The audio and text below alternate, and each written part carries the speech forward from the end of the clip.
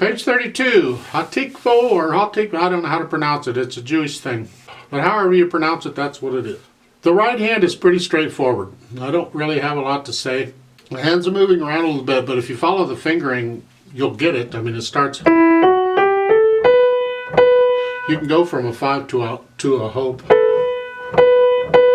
Might have to practice that move a little bit, but you can get there. The last line in the right hand, again, the fingering is the 3, 2, 1. I like that. In the left hand, you have the chords. Primary chords, E minor, big deal. Starting with the third line in the left hand. Now, keep in mind, that's a whole note. The first note, you're going to hold that down for the whole measure, and you're going to play the others accordingly. So you have a 1, 2, 3, 4. See? This is common in piano, so to hold the bass note down. If you're improvising, this is one of the patterns you can use on pieces. And the last line, it is left hand. It's a quarter note, quarter rest. 2, 2, 2, 2. I'll talk about the pedaling in a minute. Okay? So we want that quarter note, quarter rest sound. Speaking of the pedaling, let's talk about it. You have quite a bit of pedaling in the last two lines. Not total, but quite a bit. So starting with the third line down, you're here. Pedal down for the whole measure. It's legato pedaling. So you're going to change the pedal right after you play the notes in the second measure there.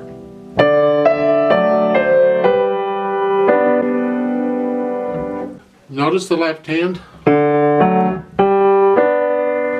Well, I can do that lift thing, and if I pedal it like that, I can hear that lift thing. So it's this. Sort of.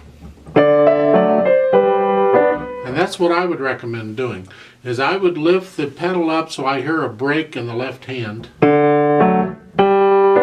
There's no break in the right hand, but that's okay. You can cover it with the fingers. You don't need to pedal for it.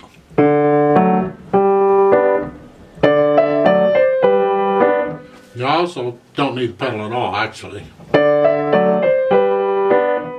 In the third line down, you don't need to pedal at all in the second, fourth measures.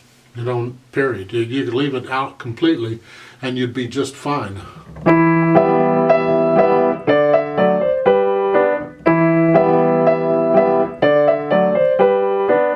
To me, it sounds better than with the pedal. But you decide how you like it. You don't have to pedal it the way they're showing. It's their suggestions. You can change the pedaling if you don't like it. Just if you're going to pedal, know why you're pedaling it. In the last line, I would change the pedal so that I can hear the quarter rest in the left hand. So I would lift the pedal up on the second and fourth beat.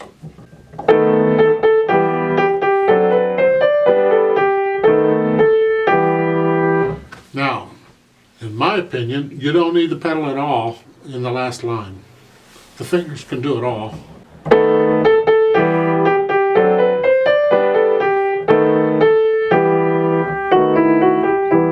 I mean, the legato is a little bit lost because of what's happening in the left hand. You have a no rest. That's not legato. Rest.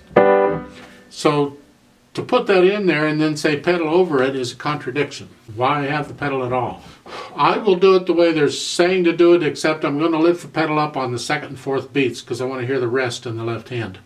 But if I were just doing this myself, I would not pedal the last line at all. Now you see the last line has first and second endings, so we are going to play that twice. And just briefly to point out, because I'd like you to understand everything you're seeing. In the first line, the very last note, that eighth note, and then there's a dotted line that goes off, and there's a second line, there's a dotted line. That's simply telling you that the eighth note in the first line is melody. So you play it as though it were melody, but you're just playing it with the left hand.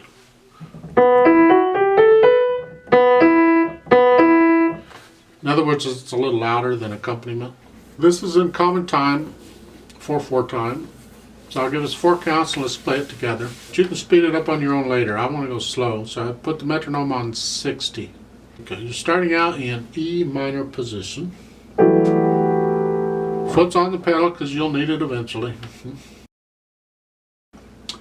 1, 2, ready, and go, in.